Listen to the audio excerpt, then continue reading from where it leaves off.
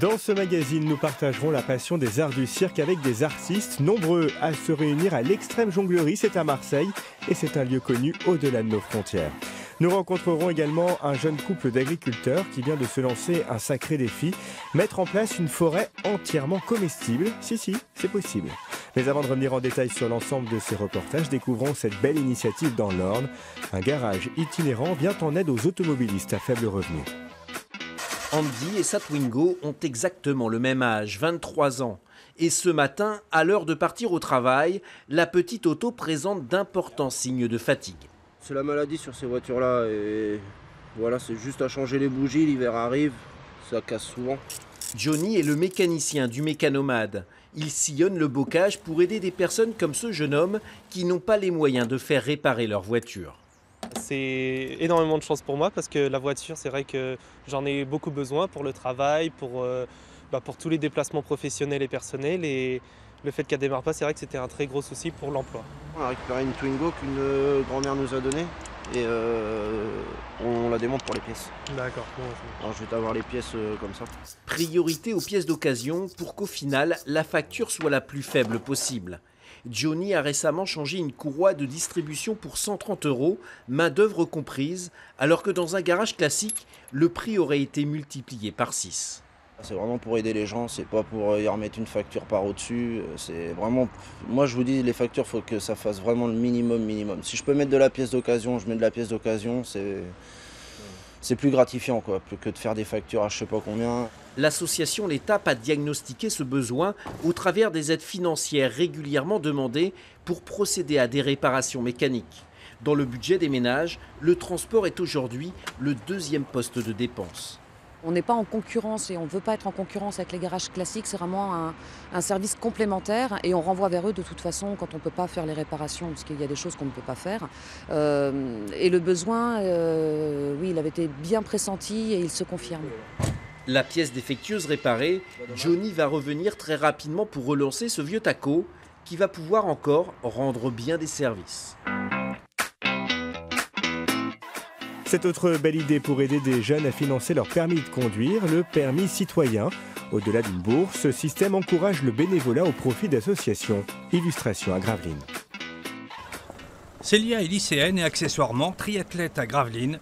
Elle a bénéficié d'une bourse de la commune pour pouvoir passer son permis de conduire. Le permis, ça coûte cher. Et donc, juste dans ma vie donc de lycéenne, quoi, j'en avais besoin. Et puis moi, j'ai que mon père qui a le permis, donc ça a permis aussi d'aider pour ma mère, mon frère et ma petite sœur.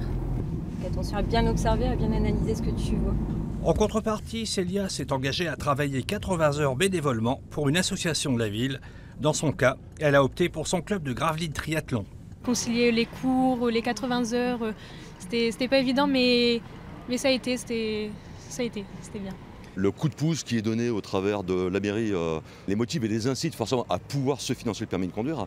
Je pense que beaucoup d'entre eux ne seraient pas là aujourd'hui avec le permis en poche sans ce système. Depuis son lancement en 2009, 148 jeunes ont ainsi obtenu le permis de conduire citoyen. Ce dispositif associe la commune, les associations et les 4 auto-écoles de Gravelines. Ce système gagnant-gagnant représente un coût raisonnable pour la mairie.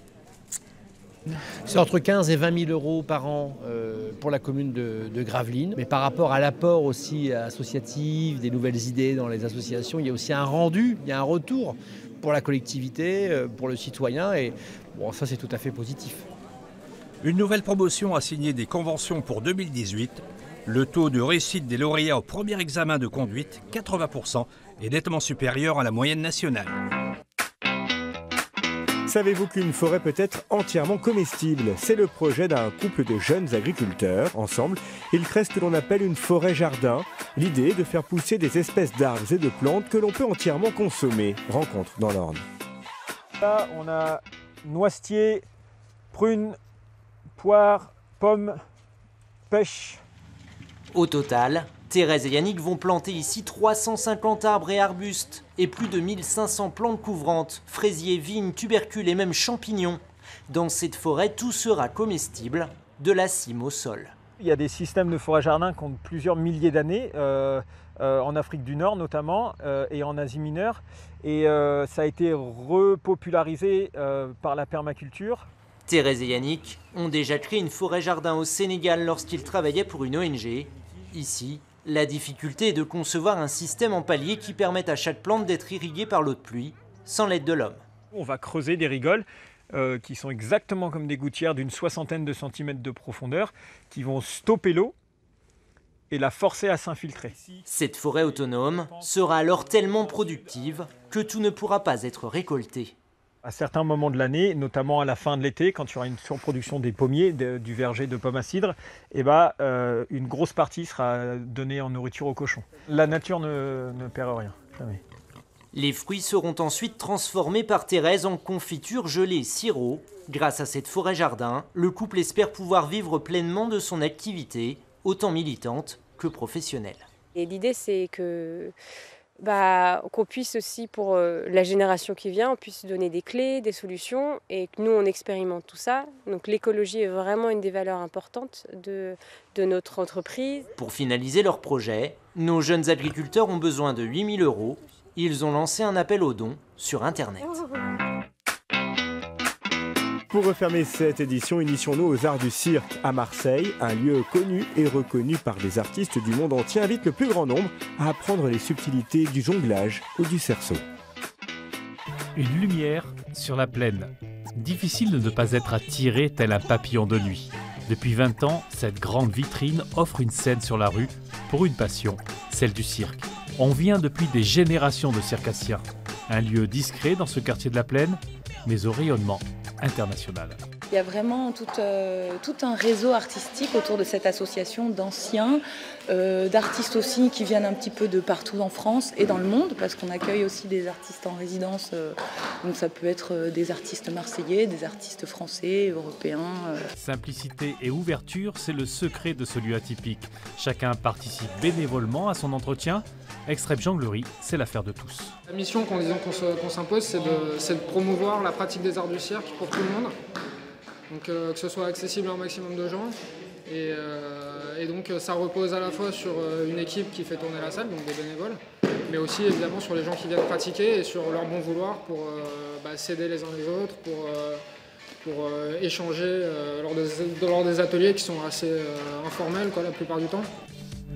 Ateliers libres, cours dirigés, résidences artistiques, les activités d'Extrême Jonglerie sont multiples. Alors à vos agendas, le 27 janvier, l'association propose son grand spectacle.